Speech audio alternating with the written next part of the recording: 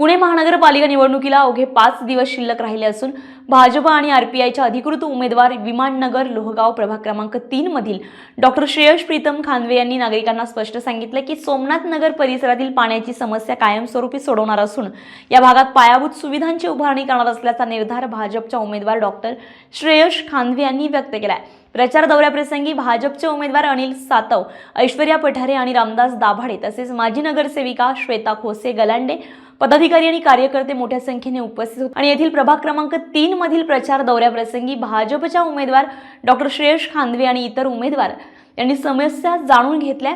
यावेळी स्थानिक महिलांनी पाणी टंचाईच्या तक्रारी, रहिवाशांना अनेक वर्षांपासून अपुऱ्या पाणी पुरवठ्याचा सामना करावा लागत आहे। महापालिकेमध्ये निवडून आल्यानंतर या भागातील जलवाहिन्यांची आवश्यक ती कामे करून पाणी पुरवठा सुरळीत करणं हे माझं पहिलं उद्दिष्ट असेल।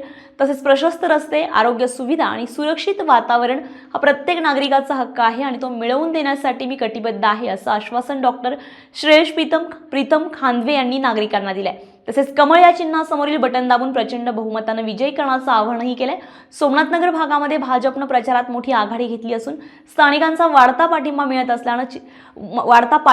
असल्याचे चित्र यावेळी पाहायला मिळाले। स्टार महाराष्ट्र न्यूजसाठी पंढरीनाथ पाटील, पुणे। नवनवीन घडामोडी पाहण्यासाठी स्टार महाराष्ट्र न्यूजला सबस्क्राइब करा आणि ताज्या बातम्यांचे अपडेट मिळवण्यासाठी बेल आयकॉनला प्रेस करा आणि परिपूर्ण बातमीबरोबर रहा, इतरांपेक्षा एक पाऊल पुढे।